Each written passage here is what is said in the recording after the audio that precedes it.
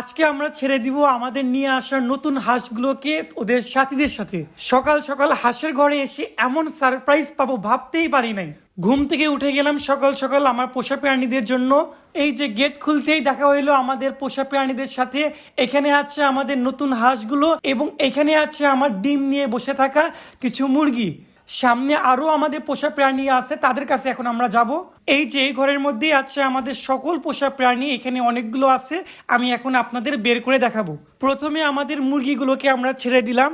এই যে এখানে আছে আমাদের সকল বাচ্চা মুরগিগুলো, যেগুলো আমাদের ঘরের বাচ্চা। ওদেরকে আলাদা রাখার কারণ বড় মুরগিগুলো ওদেরকে ঠোকর মারে। আমাদের হাঁসগুলোকে বের করার সময় সকাল সকাল যে এত বড় সারপ্রাইজ পাবো ভাবতেই পারি নাই।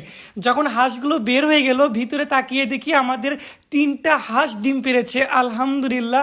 আমাদের এখানে ছিল 3টা মেয়ে হাঁস, 3টাই আজকে ডিম দিয়েছে। আলহামদুলিল্লাহ, খুবই ভালো লাগলো। মোটামুটি আমার সবগুলো পোষা প্রাণী বের করা হয়ে গেছে।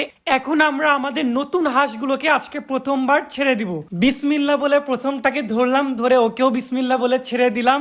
এই হাঁসগুলো আমাদের নতুন নিয়ে আসা হয়েছিল, ওদেরকে আমরা এখন পর্যন্ত ছাড়ি নাই। এই প্রথম ভিডিওতে আমরা ছাড়তেছি। আলহামদুলিল্লাহ, ওদের 3জনকেই ছাড়া হয়ে গেছে। কতটা খুশি হয়ে গেছে ওরা ওদের সাথীদের সঙ্গে দেখা করে। এর মাঝেই দেখতেছি ওরা প্রথমেই মিটিং করা শুরু করে দিছে।